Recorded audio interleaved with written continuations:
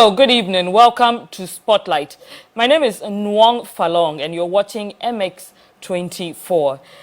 Do independent and third-party political candidates have any real impact on the general election results? Are they able to garner enough votes to impact the election and even push it into a second round?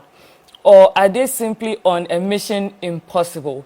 Today on Spotlight, we are examining an analysis by the Iris Research Group about the fortunes of independent and third-party political candidates using data from 1996 to 2016 to be able to predict the pattern in 2020. We're going to get into all of that. Before that, let's take a breather.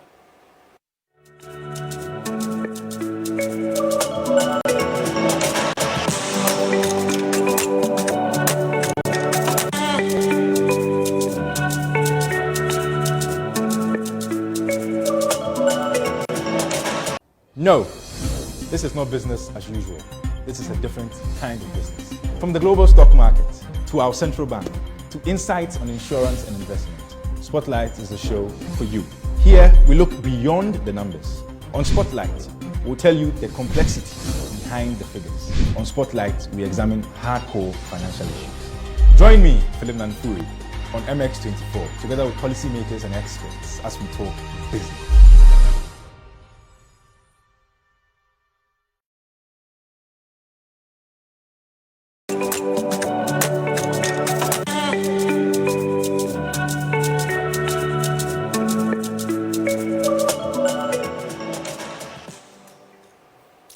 Welcome back. You're still watching Spotlight on MX24. Thank you for joining us. If you are watching, we want you to get interactive. Join us on social media at Facebook, MX24GH on Facebook, Instagram, Twitter, and on YouTube. We're streaming live. We'll be opening the phone lines later in the program, and you can contribute directly. Now, I'm going to introduce the researchers. Dr. Musa Khalid is joining us via Zoom. He's joining us with Dr. Theophilus Echampong. He's also joining us via Zoom. We have Dr. John Osai Kwapong, who is with us in the studio. Dr. John, you're a fellow at CDD. Yes. What do you specialize in? So my specialization is on democracy and development, but particularly I look at issues of political economy, the interactions between political imperatives as well as economic incentives, how that shapes policy choices, voters' interaction with politicians. And I'm also interested in the whole democratization experiences of citizens, not just in Ghana, but in the sub-Saharan African region. And so when I look at Afrobarometer, I tend to look at what is it that citizens are saying about their lived experiences on various dimensions of governance and economic conditions, their levels of civic engagement, etc., etc. So you are a political scientist. Yes. Also a member as Iris Research Consortium and a CDD fellow. Yeah. Dr. Musa Khalid is also a CDD fellow. He's also an economist and a member of the Iris Research Consortium. There's also Dr. Theophilus. He is also an economist, a political risk analyst, a member at Iris Research Consortium, and an Imani Fellow. Someone was asking me today when I posted the flyer on Facebook. The person said, why is there no woman on their team? Maybe that's something we should look into. When I get a PhD, can I come? Of course, okay. Everybody is welcome. It just so happens that we initiated, actually we've been talking about this idea for over 4 years now. Okay. And finally in 2020 we decided to bring it to fruition. And so this is just the initial steps. Trust me, we are very gender sensitive. And so... What would you be looking for in a female partner? So if any of our viewers is qualified, they can apply. Oh, of course. So, I mean, deep interest in politics, deep interest in elections, good governance issues. I'm working with 2 economists, so I'm learning a lot from them. But you said interest, deep interest, beyond interest. Yes. Should I, have a PhD? I see everyone on the team has a PhD. It just so happens that we have PhDs, But do I need a PhD to qualify? it helps with the research, but trust me, I've also had opportunities to interact with people who have a master's degree in some of these specializations and still have done some amazing work. So don't let the fact that 2 PhDs in economics and a PhD in political science deter you, not at all. So I shouldn't be intimidated? No, not at all. You shouldn't. You shouldn't. Okay. What brought this whole research about? Is it because we're going into the 2020 elections? That was the main reason? Yes. So we started thinking about doing polling, research work around elections way back in 2016. But for one or two other reasons, we couldn't really get off the way we were planning. And so what we did was, in the lead up to 2020, we said, this year we really need to get this initiative going.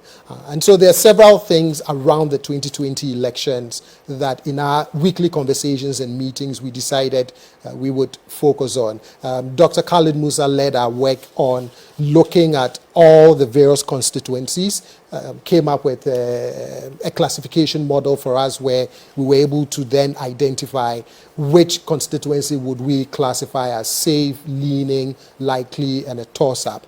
And then based on that, we continued our work looking at other aspects of the election data. And one of the things we focused on was this notion of the role of third parties and independent candidates, and what lessons can we glean from the historic data that we have so far going back to the 1996 election. So how was the survey conducted? You took data.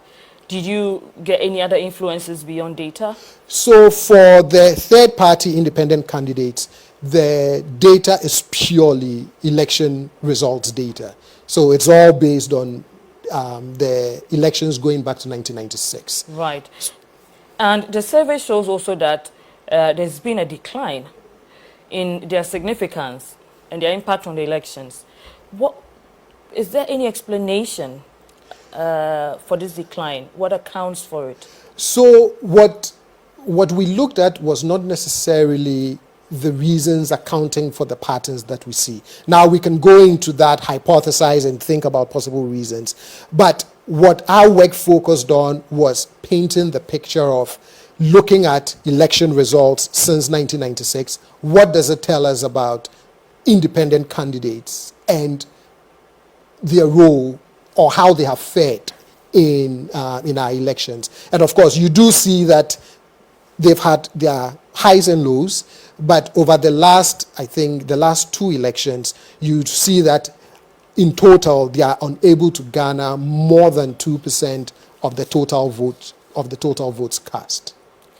I'm just wondering how, because they seem to have had heavy influence right from 1996. I see in 2000 also there was some significant impact there. And then in 2008, which even led to the runoff. Right. What was it that those candidates possessed that was able to push so much influence on the election?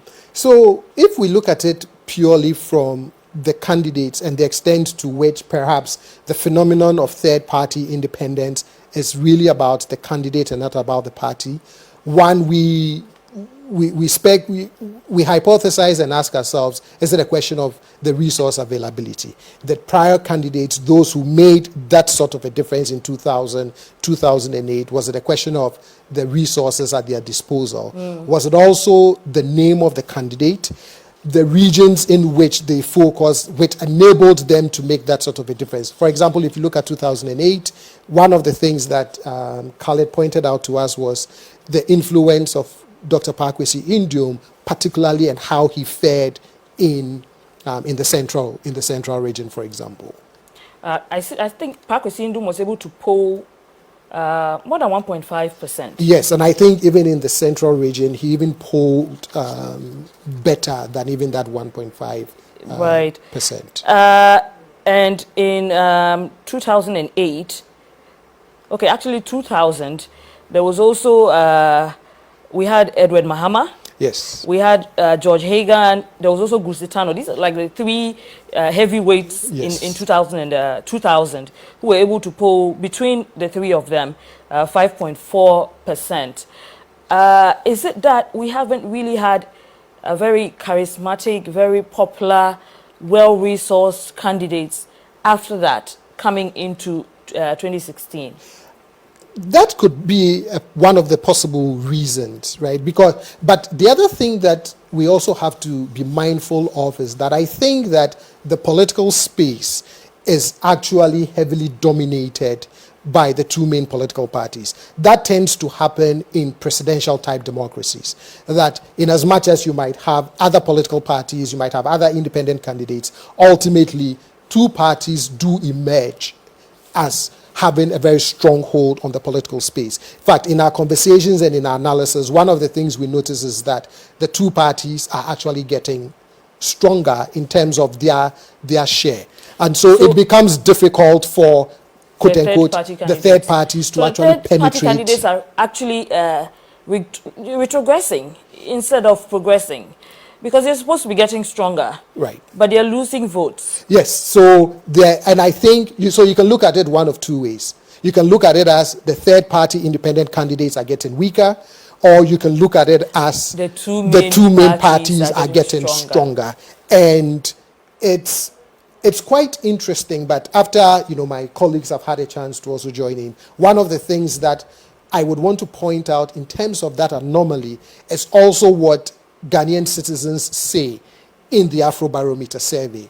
Because if the sentiments they express are a reflection of their attitudes towards political parties, then third parties and independent candidates should fare better than they are. Because unless, people of course, keep saying people are, there's voter fatigue and people are tired of the two major parties, but we don't see that in the data. No, you don't. You see that sentiment of we need more political parties. If you look at the trend in Afrobarometer, you would see the fact that citizens tend to say more political parties would give us a greater choice. Well, we do have a lot of political parties. So then the question is, perhaps citizens are not yet finding in these third parties or independent candidates what they are looking for. That would be one of my theories. Interesting. Let me introduce Dr. Theophilus Echampong. He's on the line. He's an economist. He's a political risk analyst and a member of the IRIS Research Consortium. Dr. Echampong, can you hear us? Hello, Dr. Echampong? Yes, I'm here. Fantastic. So I was just, Dr. Osai Kwapong was just telling me that voters are asking for more parties. Voters are saying they're tired of the NDC and the NPP. And yet the data is showing us a different story, because the NDC and the NPP are actually getting stronger. Would you have any insight into why what they're saying is not matching what they're showing us on the ground? Yeah, no, I think it's an interesting point that you raised and John touched on.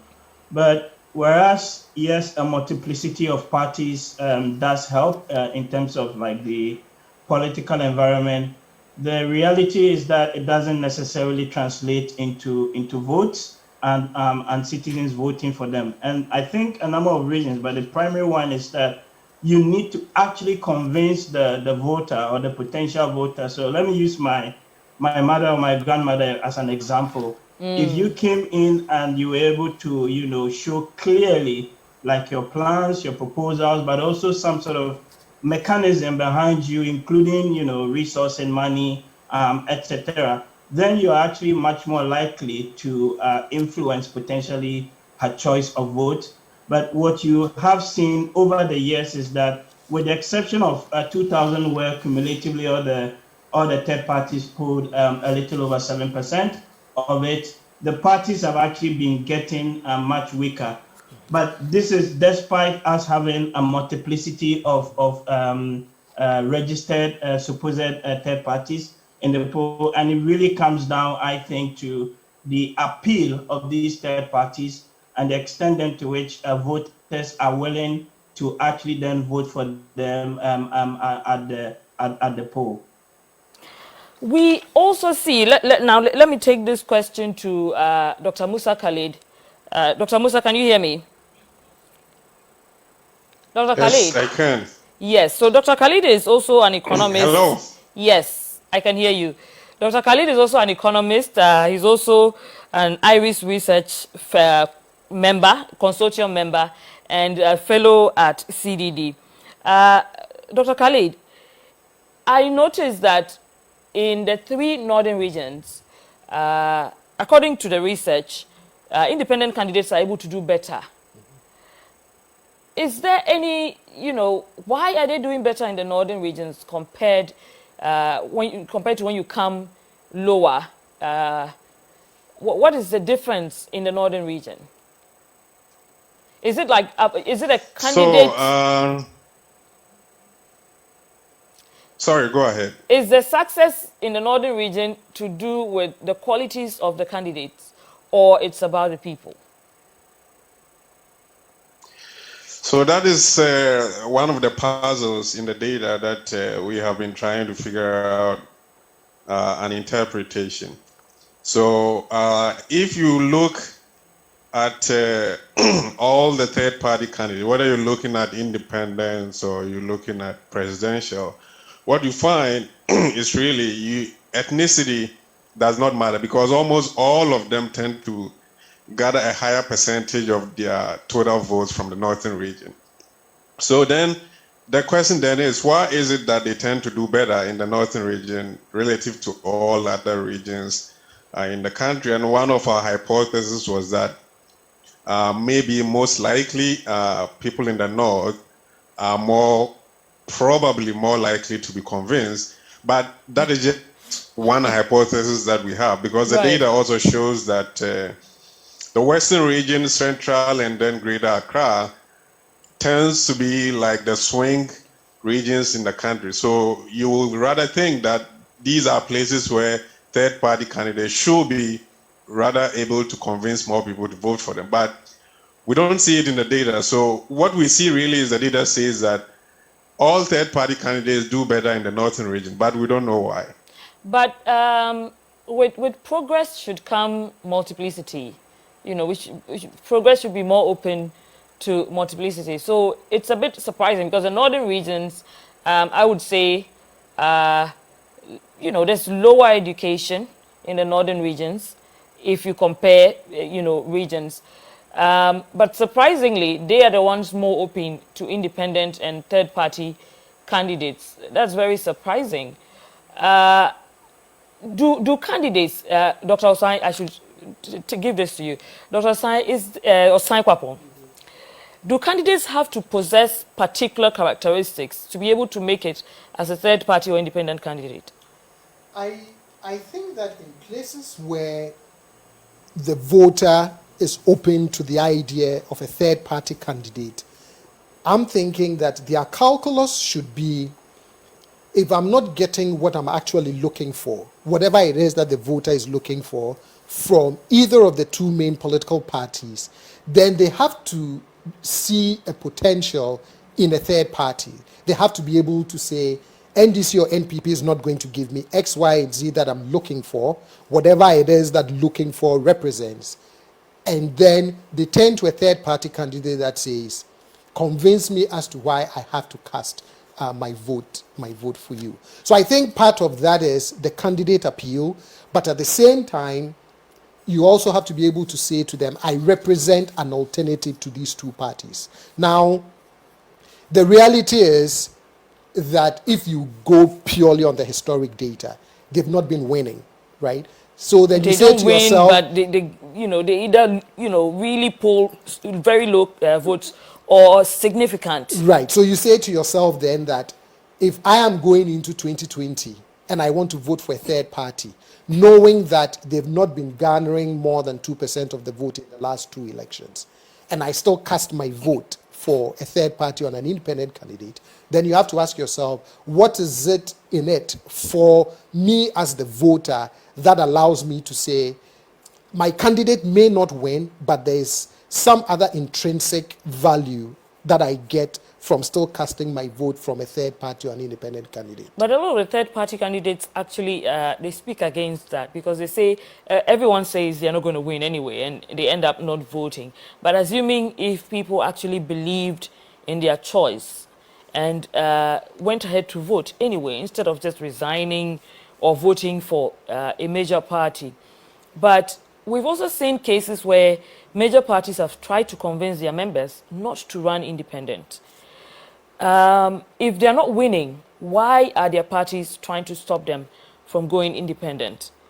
I think you see that mainly from the parliamentary elections. Yeah. My take on that is when you see, most of the time, when you see candidates going independent, particularly if they are from one of the two main political parties, it is mostly as a result of post-primary grievances and the inability to resolve those post-primary grievances that pushes them then to say, I'm going to run independent. However, if I were one of the two main political parties, for issues of party coherence, party unity going into a major election, surely I will discourage any independent candidate from saying I lost the primary, but I'm going to go independent, although I'm a member of the party. I think it's in the interest of the parties to try to discourage that as much as possible for the sole purpose of party unity when you're going into a major election.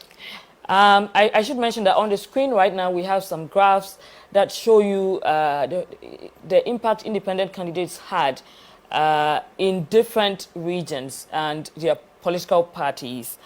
There's one interesting example I have, but I think that should go to Dr. Khalid. Dr. Khalid, we've had in Kwabenya, we have an independent candidate who is Emmanuel Anderson Adongo, who is still a member of the NPP, but has decided to run independent, running against his fellow party member, Honorable Adjoa Safo. What do you think his fortunes are if we go by the characteristics of the candidates that have been able to make an impact? Does he have what it takes to be able to impact the elections in his favor? So if generally, if you look at parliamentary candidates who have done well, what you realize is they are usually tapping into the voter base of one of the two main parties. So as my colleague, Uncle Dr. John has said, you find that when maybe something happens during the primaries and then they go their own way, run as independent, if they end up being successful, then they are also being able to garner a majority of the vote from the whatever main political party that they move from. So in case of this, I don't know the ground politics in Kwabenya, but if you take a majority of and then swing and he will be able to win. As to whether he has the capabilities or characteristics to win, I am not very sure, because we haven't really looked into Kwabenya. But you're saying it's... add a little bit to that. Okay. Dr. Theophilus Echampong? I think he's muted. I'm just saying that if you look at David Kwamenya, for example, right? The guy who is contesting, although he's from the NPP and or aligns with the NPP, he actually doesn't stand really much of a chance. Historically, David Kwamenya has actually been an interesting one where MPP has been polling on average much bigger than this. I struggle to see how he's actually going to split the vote. If you actually had someone like Michael Quay deciding to go as independent and contesting against Adjoa Safo, because Michael Quay is much more well known and has much of a bigger appeal. And his results were very close to Adjoa Safo's results. But in this particular case, the candidate is relatively weak on the ground, and I don't think they would actually make much sense. Dr. Theophilus, still with you, because this is an extension of it. The former MPP, Honorable Andrew Esiama Amwakun, he's the incumbent, and he's running independent. What do you think his fortunes are? Yes. Yes, so that is an interesting case or an example where you have an existing MP aligned to one of the parties, in this case the NPP, has a groundswell of support, right, at the constituency level.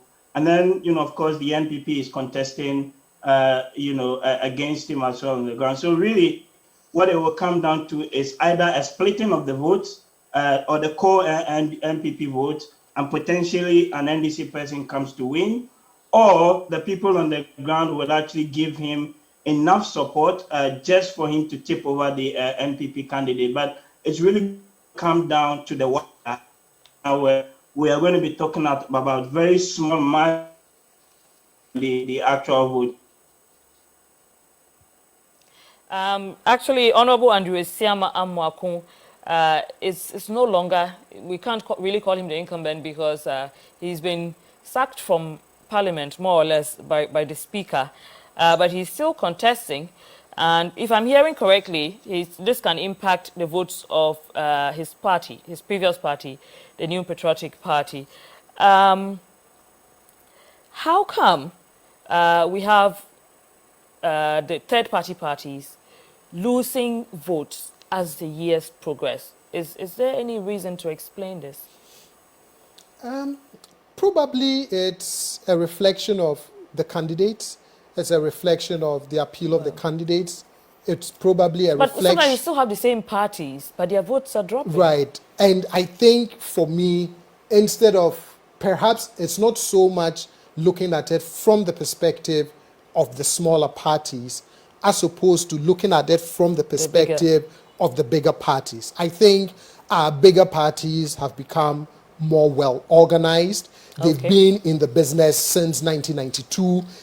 They know the ground game. They know how to organize. They have the resources to penetrate much deeper into places that third and independent candidates would not be able to penetrate. So I think it is more, if you look at it more from our two main political parties getting stronger, I think it is much easier then to see why the third parties and independent candidates are performing much lower now than if you try to look at it from their perspective. I think our two main political parties have mastered the terrain, and that it's going to be much harder for a third party or an independent candidate to break that stronghold. In the research findings, you also make mention of third forces becoming kingmakers. Can you explain this to our audience? Right. So the question then becomes, if you cannot win the entire thing, how much of an impact or a difference can you make in order to the main election? Right. That can you garner enough votes,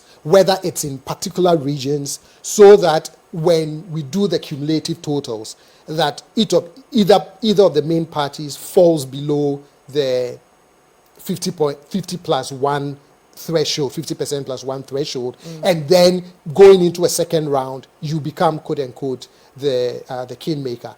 I'm still, and this is just based on my reading and my analysis of the data, I'm still not also very convinced, at least from the last two elections, I'm still not convinced of that approach.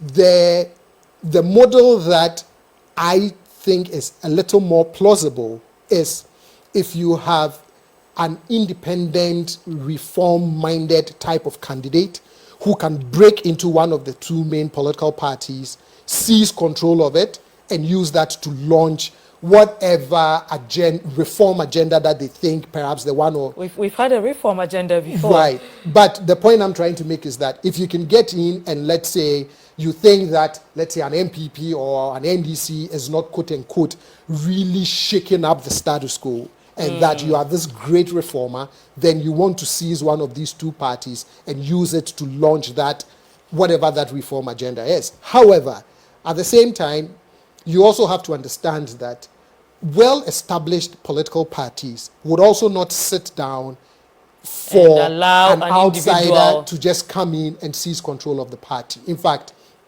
But if the individual becomes big enough in character and charisma, and has the resources, then it's possible, right? But the establishment would always fight back. And it's not even just in Ghana, but if you look around democracies, right, establishments would find a way to fight back to protect establishment interest. And now I'm not opposed to some of those things, right? I always argue that who should put in the toil and sweat to build a political party for you to come and take it over someday, right? So, but it's the model I find the most plausible, but it's also going to be a very difficult challenge because you have to go through, right? I mean, imagine trying to say that I'm very reform-minded. I keep saying NPP, and I'll use Bernie Sanders as an example. Okay. He calls himself an independent. He has all these big ideas.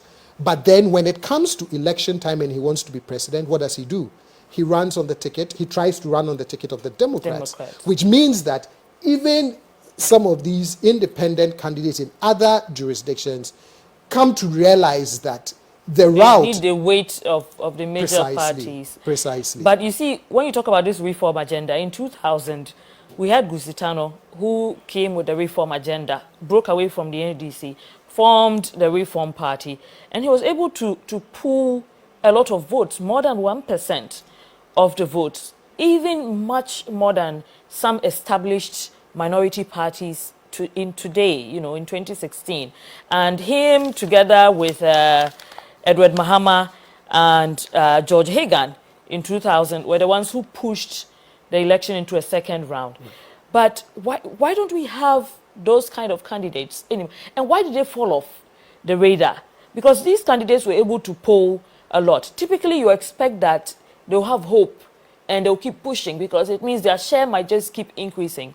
Why do they fall back? Why they have an impact and then they drop back? But you also have to ask yourself, why do third-party candidates emerge, or why do some independent candidates emerge, right? So if you look at the case of Gusitano, it was more of as a result of dissatisfaction with the NDC and the outcome or lack thereof of a primary process leading to the selection of a presidential candidate, right? So for me, you also have to take that into consideration in terms of how, and so if you emerge under those circumstances as a protest candidate against something you were unhappy about, then I don't see how that model becomes sustainable.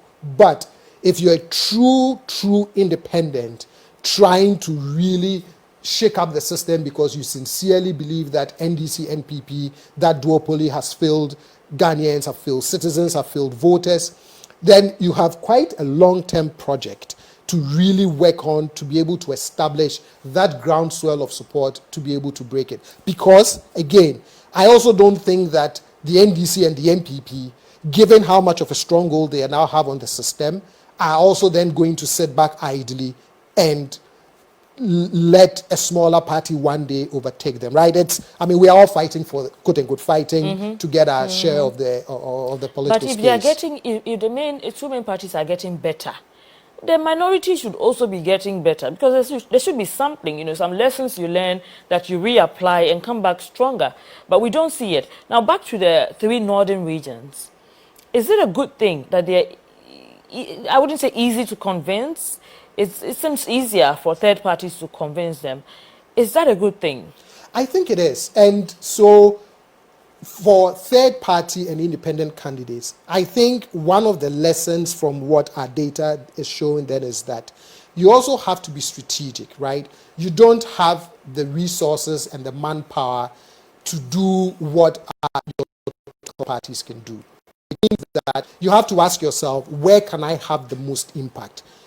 In terms, and where can I really leverage my resources? So if you look at the political landscape, you look at all of the regions, then you say to yourself, okay, I may not be able to win a national election, but perhaps if I go to Northern region, if I go to Western, if I go to region A, if I go to region B, that is where I can have the most impact.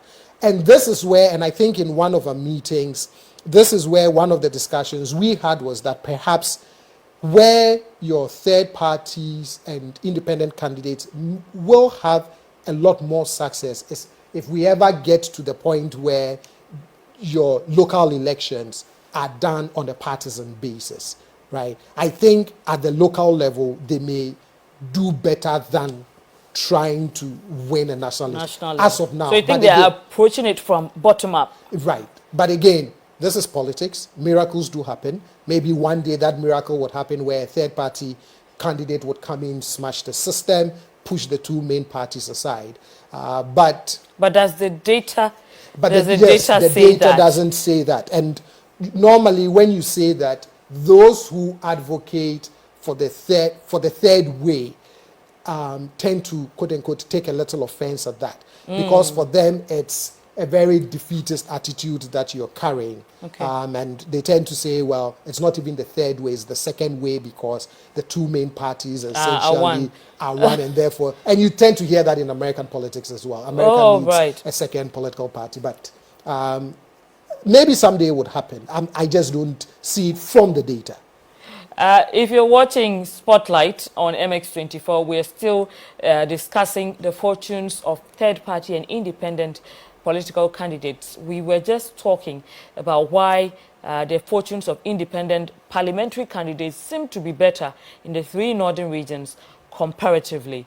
We'll go for a quick break. When we come back, we'll continue the conversation. Stay with us.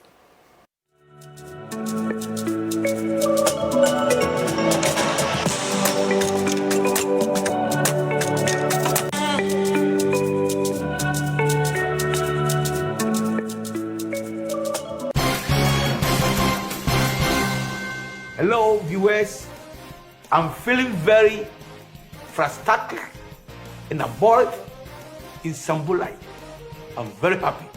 If you don't understand, don't worry, because myself, I don't understand. In this addition, Vodafone Ghana has now made it possible to send money from Vodafone Cash to all network free. We'll cross over to our senior reporter for more details. Ladies and gentlemen, I'm standing in front downtown. You know, I'm learning to make a vlog. I'm not funny as you said. Vodafone, I'm not quite said.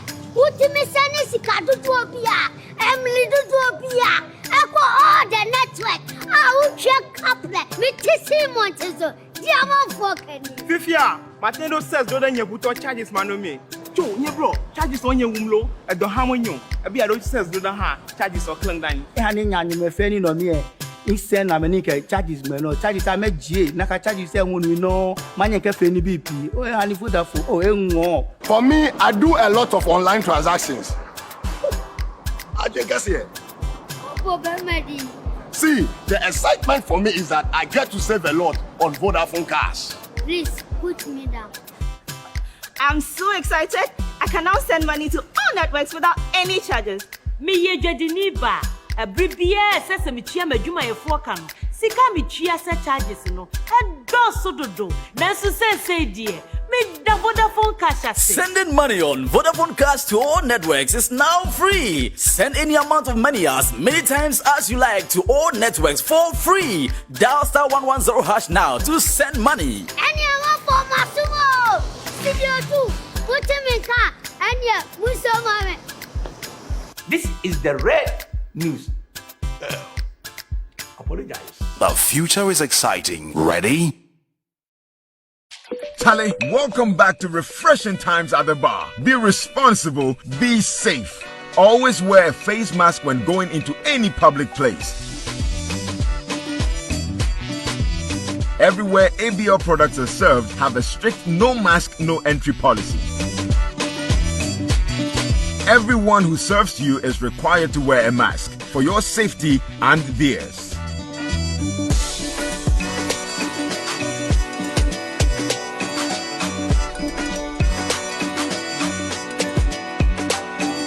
While unnecessary steps have been taken by the establishment, we rely on you to adhere to COVID-19 safety measures. Keep your distance. Avoid physical contact even while you enjoy yourself. Remember, when you cough into your elbow or into a tissue and dispose of it immediately in the bins provided close by. Always wash your hands after. Wherever you enjoy club and other ABO products at home or at the bar, be responsible. Drink responsibly. While you keep to all COVID safety tips, remember to stay alert. This message is brought to you by Accra Brewery Limited, producers of Ghana's original beer, Club.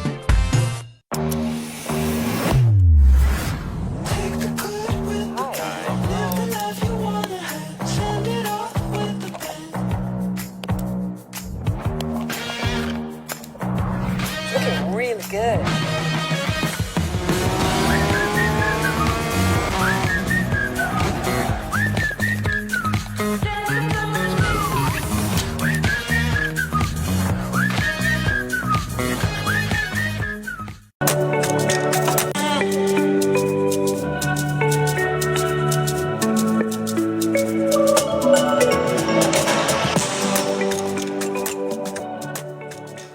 Welcome back to Spotlight on MX24, your home for fun, fearless, and factual content. We're still talking about the fortunes of third-party and independent presidential and parliamentary candidates where the general elections are concerned. We have some data running through the screen right now, and you should be seeing it over the screen from 1996. The fortunes of third parties and their share of votes from 1996 to you see in 1996 the NDC and NPP polled the total share of 97% of the votes. Third parties got just 3%, but 3% is actually what the research says is needed to be able to affect the general election in some form. In 2000, that third-party share moved to 7.4%. And if you remember, in 2000, there was a second round. So the research findings actually do make sense because 7.4% for third parties moved the election into a second round because NPP and NDC managed to poll 92.6%. In 2004, both major parties again polled 97%, and third parties are able to poll 3%. The share of third parties, however, falls to 2.6% in 2008, and the two major parties polled 97.1%. In 2012, the NDC and MPP again polled very high, so progressively their share of the votes actually keep increasing, as mentioned earlier by Professor Osai Kwapong. 98.4%, and with third parties polling only 1.5%. My producer says 2012 is a year in which spot ballots were higher than what third parties actually polled. In 2016, 250,000 spoiled ballots in 2012, very significant. And in 2016, 98.3% for the two major parties, NPP and NDC, and a small 1.8% for third parties. Averagely, from 1996 to 2016, we see that the two major parties averagely poll some 96.7%. And Prof, what do you think about 2020? How does this impact 2020? And what to expect? So I think if you look at the slate of third-party and independent candidates for 2020, I mean, I like to say that I'm not a soothsayer, and so I don't like to predict the future. But if you look at the trends and if you look at the analysis, you are inclined to say you don't know if they will be able to pull off any more than 2% of the vote. Now, that's just, again, looking at the historical trends and the way things are going. One of the things that we did, and eventually we would release our report, is that we did do an election poll. We are working on the report. We would release the findings hopefully by the end of this week. And we focused on 36 key constituencies that tend to influence election outcomes. And we did ask, the question of the preference in terms of the upcoming election. So hopefully we'll be able to get a sense of what is on voters' minds when it comes to these third-party and independent candidates. That would put us in a much better position to at least begin to make some speculation about the possible outcome for 2020. But Dr. Theo is leading us on preparing that final report and hopefully would release it this week. Dr. Champong. Hello, Dr. Champong. Yes, I'm here. Dr. Champong, same question I'm throwing to you. What is the outlook for 2020 with regards to these findings? Yeah, I mean, let me cut to the chase. The bottom line is that the third-party candidates are not going to do super great in 2020. John mentioned our poll. We actually do the cross tabs. The third-party candidates are actually sitting below 2% in these very competitive 36 constituencies that we polled from. So it begs the big question then, if in the most competitive of places they are polling below 2%, then basically you're kind of like looking at a two-horse race between the NDC and then the NPP, but we'll release the full results later. So the less than 2% is quite consistent with the trend that you've seen over the years. But also an answer or part of explanation to that, which John alluded to, I think is the very nature of like the political system that we practice. So historically, in places where you have a first past the post system, you tend to have a dominance of two parties, right, in the electoral landscape. And not until perhaps we begin to think about maybe like a proportional representation, or the third parties beginning to compete at like the lower level in the MMDCs, or you actually have someone contesting on the ticket of one of the third parties, but however coming from within either the NPP or the NDC and can pull votes from those strongholds, they are actually going to be seeing third parties continue to do relatively well. So you talked about the example. So for example, why Guzitano was able to do that is because he already had a certain base, where NDC and could actually pull from within that. Similar thing with Dr. Pakwisi in Dumaswell. But since those kind of two big candidates, most of the guys that we've had contesting as a third party at the presidential level come from outside of these two main parties. And it's very, very difficult to convince people who have made up their minds or are dominated by both the NPP and the NDC to actually decide to switch. So yeah, it comes back to the question of the first past the post 50+1% system we have, or some sort of reform around proportional representation, or the parties themselves, building bottom up, contesting in like the MMDCs, or finally the third option is just have somebody who is from within the NPP or the NDC kind of angry or pissed off and then deciding to actually run at the presidential level as a third party candidate. Thank you so much, Dr. Champong. Dr. Khalid, we have lost Dr. Khalid on the line, so this will go back to Dr. Champong. So you're telling us it's mission impossible for these third-party candidates? That's what the data is saying, and that's what our polling is saying. So both when you look at the historical data and you look at the most recent polling that we did, the performance of these third-party candidates collectively in 2020 would not or does not, show that they would actually cross that 3% threshold, which is needed to tip an election into second round. Is there? You did mention some regions that were under study presently. Is there any significant outcome to expect from any particular region with regards to performance of the two major political parties? I mean, the data is interesting. So both parties are doing relatively well. I don't want to preempt the results that we would release, but the interesting thing is that when you actually look at both the NPP. Have there been any shocks? Yeah, I mean, there have been some drops in terms of which party is winning like what region. But overall, the question is, are these statistically significant to sort of overturn the trends that we have seen over the period?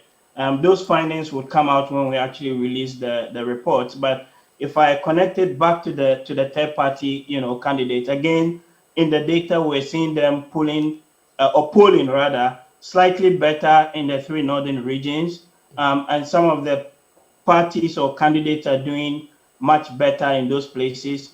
And then when you look at both the NDC and the NPP, traditional strongholds, yes, they're polling much, much better. But in the three regions that we mentioned are very important to winning the election. So Western, Greater Accra, and Central, you do begin to see some interesting, dynamics as well in terms of voter choices and voter preferences. Thank you so much, Dr. Champong. To our viewers who are watching, not to leave you behind, the phone lines to call in 020-4738-481. That's 020-4738-481. You can call in and give us your opinion, especially if you're a third-party candidate or supporter. We also have 0550-331511. That's 0550-331511. So, Dr. Osankwapong, what does this mean for the third force conversation? I know we touched on it earlier. Is it even achievable for one party? There are some who also said that if these third forces form a coalition, they might be able to have some impact. Do you think this is the time to form a coalition, or is their solo journey having any impact? I would say that if they are able to form a coalition, a really strong coalition where they hold on together for a number of years. So let's say, as Dr. Champong said, 2020, our polling is showing, look, it's mission impossible, like you're saying. But what if they had a long-term plan and agenda that says 2024, we are going to be a force to reckon with. So all independents, all third parties form some third-party coalition, and we start to lay the groundwork for the next 4 years to see how that plays out. And for me, I think the prospect is there because if you look at the Afrobarometer survey, there's a question that says, which particular political party do you feel close to? And consistently, there is about a third, about 33% of Ghanaians in that survey who have said they don't feel close to any political party, whether, especially the main ones, whether NPP or NDC. But at the same time, they are active voters. They participate in the political space. The other thing I would add is there is also that sentiment in Afrobarometer that says we need more political parties so we can have a choice, right? And when you actually disaggregate it by gender, you see very interesting patterns in terms of the attitudes of women towards political parties compared to men. Having said all of that, there's that opportunity then for all of these smaller parties to form a grand coalition to be able to tap into that 33% who say they don't feel close to any particular political party and are yearning because it's for like something a whole else. Pool of potential voters. Exactly. You may not get all of them, but I think you'll be able to get enough, right? So for me, again, that would be the... And to build on. Precisely. We have Moses from Navrongo on the line. Hello, Moses. Yeah, good evening, madam. Good evening, Moses. Thank you for joining us. What's your opinion? Yeah, I'm speaking from China Para constituency. Okay. Yeah, I'm speaking from China Para constituency. We're listening. Yeah, it's actually true. A party like the PNC. Okay. Yeah, if the PNC had a parliamentary candidate across all the Upper East region, it would have dominated more than all the other political parties. Is there a reason for this? Yes. What would you say? The Upper East has that belief that the PNC is a northern party. Okay. They believe that the PAC is their own party. And so when you go around and see the old ladies and old men talk about, everybody knows the PAC more than the any other party. Thank you so much. Yeah. Thank you so much. We have another caller on the line, Ibrahim from Wa. Hello, Ibrahim. I think we lost Ibrahim. But what the caller is actually saying is that the PNC does have some amount of weight in the Upper East region. But his reason for that is ethnicity. You know, for some reason, they're able to associate more with the PNC because they think the PNC is one of them. Perhaps their parliamentary candidates, but if you come down to the south, their parliamentary candidates will also definitely be from the communities where they are contesting. Why don't they identify? Good question. So perhaps when you come down south where independent parliamentary candidates have had zero success. Because if it's ethnicity, it should be able to work across. Right, then maybe perhaps, you see, then it depends on where that candidate finds themselves, right? That perhaps in some region, ethnicity may explain the voter behavior. But if you jump to another region, some other factor may account for that. It's very instructive that he says that in the Upper East, they see the PNC as their party. Of them, yeah. So the thought that occurred to me was, should third parties then take a regional approach? But I think our constitution also frowns on, a political party that is solely driven by that sort of regional ethnic identity. If I'm correct, political parties are expected to have a more national flavor, right? So I think it would also be a little tricky to say, I'm going to be, so let's say I'm from Ikropong, Ekuapem, and then, the party for the true Ekuapems. I think that would, you don't want to whip up too many ethnic sentiments in the political space, right? We actually frown upon that democratically. We have another person on the line, Lawrence from Kumasi. Hello, Lawrence. Hello. Yes, Lawrence. Tell us why you think the third party and independent candidates are not doing so well. One thing is, as your co-panelist, as your panelist said, most of the reasons we see political parties, especially the independent candidates, we contest. I want to say now, going forward, because most of them are break away from these two secondary political parties, major political parties. So maybe because of something internally which they feel wronged about, that's what makes them contest on their own merit, which they may have support initially, but as time goes on, their supporters realize that these regions may not be able to successfully battle. And talking about the small parties also, I think they've been co-opted into the bigger parties. Like some of them have been given positions in other GC contracts and so forth. So they've been brought into the LDP and NDP. So even though they will be in the party, but they will not be working for the party, but they will rather be working against. Thank you so much. Professor Champong, are you still with us? Professor Champong? Yes, I'm still here. We'll take final comments from you. Final comments? Yeah, no, so I think, the main point is that for 2020, we don't really see any real prospects of third-party candidates making a major dent on the elections. I think it's kind of like a settled race.